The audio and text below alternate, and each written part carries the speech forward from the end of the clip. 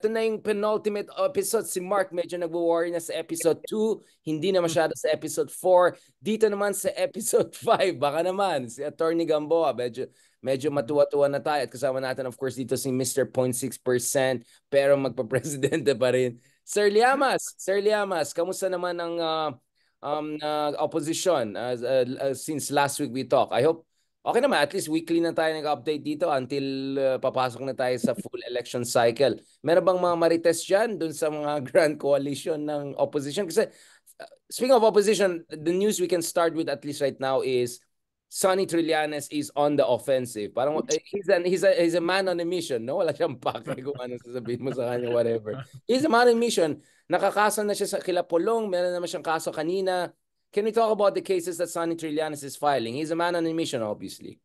Tanong ko nga sa kanya kanina, so itong mga kasong pinapile mo, bagamat dumadami, are just but the tip of the iceberg. Dahil sa dami ng pwede mo ikaso, no, tungkol sa drugs, tungkol sa extrajudicial killings, tungkol sa corruption, no, ay nakikita mo ba, Sunny, na marami ka pa pwedeng i-file na kaso? Sabi niya, definitely. Definitely, no? Kaya baka sabi ko nga sa kanya, baka wala ka ng panahon para kumampanya sa Caloocan. Baka baka 24/7 ay nag-aaral ka lang ng mga kaso na isasampa, no? Kaya Ito medyo yung tipong nanalo na sa buhay bago natalo sa race. Baka may ganun ng vibes, di ba? Yung sa Olympics, kami hindi nanalo pero nanalo sa buhay. Kaya medyo natawa siya. Kaya sabi ko sa kanya, huwag kang mag-alala, Sunny. Pag tumakbo akong presidente, kukunin kitang vice president. Ikaw, Mark, anong intindi mo dun sa cases na final ni Sonny? Ayun, tatlo, 'di ba? Yung isa kay Pulong, at saka kay Mans, yung dalawa kay Bongo tsaka kay Duterte. Pero pakiramdam ko at sa medyo mga nagtatanong-tanong din ako, I think palapit ng palapit at ang susunod ng punteriya ay si Sara na eh. So meron na para sa tatay, meron na para doon sa kapatid, meron na para sa asawa at doon sa kanang kamay. I think ang next target na ay si Sara eh. Meron na din para sa tatay ko, kay Spokes. Si Sara na yung next na nakaset eh. Kasi pag lumagpas pa ng 2025 at hindi pa ano, 'di ba? So I think doon na papunta eh. So I think yun ang kaya nga yung calls niya eh for the opposition, 'di ba? Na tignan na ang kumbaga yung mga Duterte yung kalaban ngayon.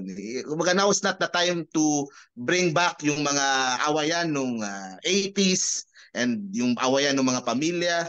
Let's finish this job first. Panagutin natin yung mga ano. Kayo binabash nyo ako na sinasabi nyo ganito ganito. Pero ako yung nagsasampa ng kaso. Ako yung doing the hard work of building up these cases na ang daming nakita ko kanina nandun ako sa Padre Faura. Ang daming mga files and files ng dokumento na pinafile, di ba? So yun siguro yung calls din niya sa opposition na there is time para pagtalunan yung mga differences with the Marcos. Yes. Pero sa ngayon kapag nagtagumpay sila mga Duterte doon sa plano nila pare-pareho tayong malalagot lahat. So ganun lang. Ganun din naman sinabi ni Senator Risa, di ba? Doon sa Akbayan event na there is still a clear and present danger with Sara eyeing the presidency before the end of PBBM's term. Nais mo bang ipahiwatig, Mark, na sooner than later ay magkakaroon ng impeachment push against Sara? Against Sara? Naghahanap yata yung naghahanap kasi si Richard ng Marites eh. Nagahang yung ano ko nagahang. Nagahang ulit yung aking Zoom, nagahang yata. Mark! Pero parang, Ronald, parang yun na yung safety shot na, no? Go for gold na, no? Impeach yun na yan. Parang ganun na yung tama na yan, tapos na yan, tama na yan. Yan yung sinasabi pa natin last year eh. Di ba? Kung mag-survive ang mga Duterte beyond the midterms, delikado ang mga Makabalik Marcos. na sila. Lalo kung ang bet mo ay Oo. Romualdez or someone like Yung that. mga kakampi ngayon ng mga Marcos, baka after ng midterms, hindi mo na alam. Kasi, syempre, Oo. magpapalakas na yan dun sa ano kung sakaling tumasa sa survey. Pero, yun Lalo na na nga. yung mga nasyonalista. Hmm. Very very critical kay BBM yon for the past 2 years at very supportive kila Kibuloy at kay Sara. Yun. Tilix tayo dyan. Tilix tayo dyan. At ngayon ay nasa admin slate sila. Tapos na. Ito na nga, may window na Ronald, if there were to win if there were a window for impeachment, is it before the end of the year, before election, or right after elections once they get a huge majority? Medyo mahirap kasi kung after the elections. No? Ang best time pa rin nila ay before the election. Ang problema, the question of time.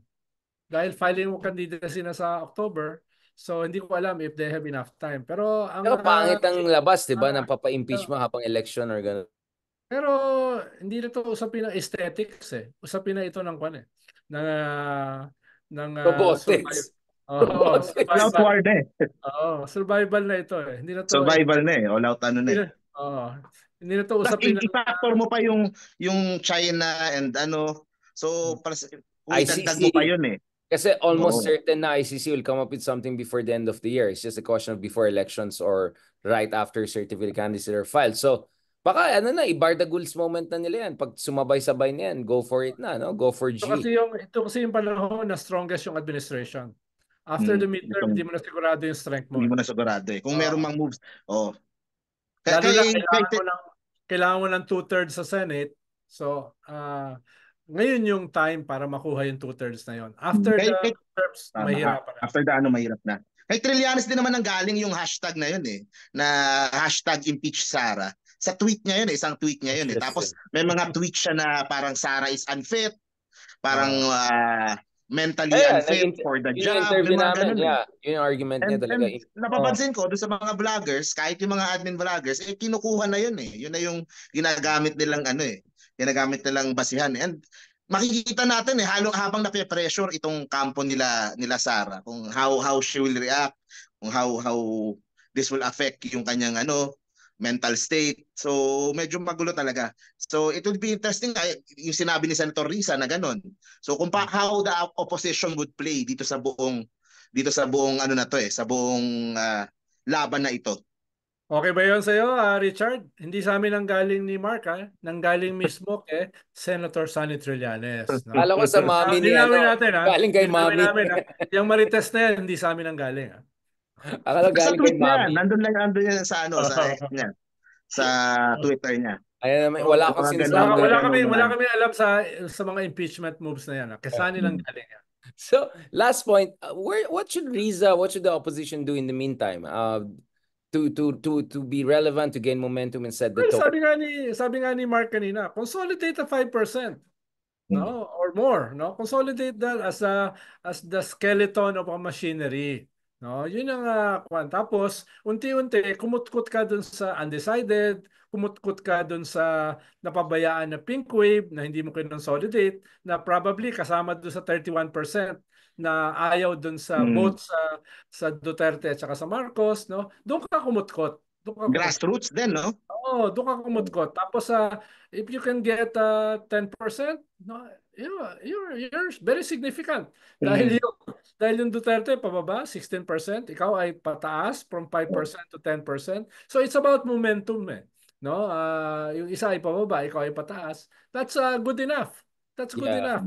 Tama yun Para sa akin it's about accepting kung nasaan ka where you are politically in the nation If you are 5%, 'di ba? Kumbaga tanggapin mo na posibleng yun nga talaga. How do we grow to 10%? Ronald nga 0.6% lang, happy na siya di ba? 0.6% nagkataon na lamesa, di ba? So 5% pa, di ba? Ang pinaka-advantage naman ng pink na grupo or progressive or kung ano man itatawag diyan. Is yung students So yung sa bata, so how do you capitalize on that? Kasi every year dumadami yung bata. So kumaga you grow on that. Ang pinakamalaking voting block. Oo So you are already attractive. Pero dapat linawin, sino ba talaga yung leader, no? Ito na yung leader, no? Ito na yung leader, no? Wait, Mag-unite diyan, no? more like Ronald, linawin na si Risa ang leader. Yes, More yes. like that. Hindi ba Yan. pwedeng dalawa? Hindi ba pwedeng si Lenny tsaka si Risa, co-leader sila? Pwede. Pwede Pero din, di ba? Pwede din. dapat Para lang wala ng confusion. dahil yung peak wave kasi marami doon, ang tingin pa rin si Lenny. Si Lenny. So kailangan si Lenny tumulong na yung tinitingnan siya as a leader ay unti-unti may pasa na talaga kay May Risa. pasa. No? Silang dalawa, no? They could lead together siguro. Which means kailangan makita sila magkasama. Dahil hindi sila nakikita magkasama eh. Buti pa nga si Shell Magno nakasama si Lenny do sa kanyang podcast eh. No, na magkasama sila. Si Risa hindi masyado nakikita nakasama ni Lenny. So kaya dapat mai-transfer yung kay Risa. At panghuli, yung brand. Ano yung brand ng opposition? Kung makikita mo dito sa Okta survey, it's about Marcos and Duterte brand, no? Kung sa next survey lalabas na yung presidential preference ay Tulfo, so it's about 3 brands. The Marcos brand na wala namang kandidatong klaro, the Duterte brand na gumuguho, and the Tulfo brand. Ano yung brand ng opposition? Ano yung Siguro, ang pinag-uusapan din natin to madalas, they could start by choosing a name. Ano ba pangalan talaga nila? Yes. Ano ba? Pink ba tayo? Progressive ba tayo? O pink ba kayo? Yellow ba kayo? Laban yellow, sign pink ba ba kayo? tayo? Laban sign ba yan? Ganyan ba? O Oo. yung lakuna na ganyan, no? O ano ba? Siguro decide first on a name. Kung ano tatawag natin sa grupo natin. 'Di ba? Na we could agree, everyone could agree. Lahat tayo, isama mo na yung sila Trillanes, sila yung grupo nila Bam, yung mga Yellow, 'di ba? Ano tawag natin sa grupo natin before we could present? Kasi nung election kakampigs tayo lahat eh. Yun pa rin ba tayo ngayon? Ako kahit nung election, yellow ako. Dumaan nga ako sa Pasay Rally eh. Sabi sa akin ni Gordon, "Ba't nakadilaw ka? Ba't nakadilaw ka? Kami naka-pink." Sabi ko, wala namang pink kung walang dilaw eh. Ayun. Ako red ako eh, nakapula ako ng survey. Iskonyan ako eh. That's how I identify eh. Pro Isko, pro Vico. I have been that way since 2019. Maliit lang kami, pero yun ang ano ko. Kumbaga, I am proud na yun yung aking political alignment. So, ganun siguro. Ano ba tawag natin? Kakampink ba talaga? Pink pa rin pa tayo? O ito sabi niya, United Colors of opposition. Skeleton. Kasi yung Peloton wala. Siguro Lenny and Risa could decide on a name. Purple para diba? Susunod naman para lahat meta. eh. Kapag yung dalawa nagsama. Pero yun nga siguro ang best may way moving forward. Silang dalawa. Diba? Ayos. Thank you very much, gentlemen. On that note, hopefully si Chloe at saka si Mommy rin magkakaroon ng okay lang dalawang race together din, sa isang pamilya. Isang pamilya. It's to on enjoy that the fruits of the hard labor ni basta Kaloy. the color that matters is golden color. Richard, bago ka matulog, basahin muli yung statement ni Sarah. Nakita mo? Para makapag-reflect ka, no? Para makapag-reflect ka. How not to make a statement, no? First sentence pa lang, hindi ka nalunok na, gumanon na ako. On that note, thank you very much, Shogun, aka Edu Manzanas, aka ang paboritong analyst ng bayan after nag-retire si Haydarian.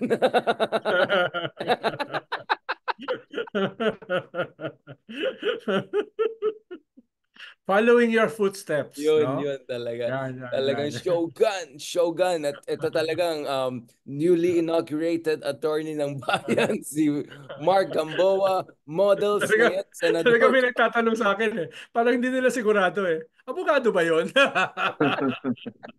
And actually, I think hereditary. Like father, like son eh. Oo, hereditary. Like father, like son. Kaya nga yun eh, Bianca Mark dapat yun, hindi Biancham lang yun. Dapat kasama ako dun eh. Pero baka naman kami ni Ronald, pwede naman kami masupra dyan. Baka may aviation school din na pwede kami paaralin ni Ronald. On that note, Thank you very much. Okay, good God night. willing, next week in Good night. person na tayo. Guys, let's go legit. Let's go big. Mark, i-finalize na natin. The room we're getting, I think, is big enough just in case for guests kasi may nagtatanong. Hopefully in the future, we can also have guests in person. Obviously, konti lang. We want to hope to get kind of a Spotify event down the road na malaking-laki para marami mag-attend. But in the meantime, ang agreement namin dito, and thanks to Sir Ron, hindi ako nag-thank you. Let me say, super thank you kay Shogun Ronald. Siyang nag-adjust tonight to us. Ako yung nakamali this time. Akala ko tomorrow is today, tonight. Wala na. Sabaw na. So Ronald was so nice to adjust to us and nag-agree din si Ronald to join us for in-studio na i-arrange namin ni Mark. Hopefully yun na yan, tuloy-tuloy na yan, especially as we head into elections. And we hope by next year, RRM Super Mario, Stress Super Mario. Ikaw, okay ka na sa Ronald? Meron ka ng bigote. Kami dalawa, kailangan natin Mario eh. So paggawa kami ng graphics yan. So ito na mga ka-RRM, it's official na. Kami nang itatapat nyo kay Cool Pals. Itatapat nyo sa... May bigote ako pero wala akong buhok eh. Balansa, lalagay natin ng hat, sir. Mario hat, di ba? Mark, graphic design natin. So hopefully next time pag join kayo sa amin, we'll be in studio and hopefully we'll continue the momentum from there. Ang hope namin is God willing, depending on schedule, of course, with some adjustments here and there, more or less every Thursday evening. Request lang ako ng guest. Si Miss Rafaela David ng Akbayan. Okay. Akala ko Miss Chloe San Juan. Medyo kinabahan ako. Si Mami na lang. Ayun yun, si Mami. Angelica Yulo. Kung hindi si Miss Rafaela David ng Akbayan, kaya si Angelica Yulo na lang. Yun. Either of the two.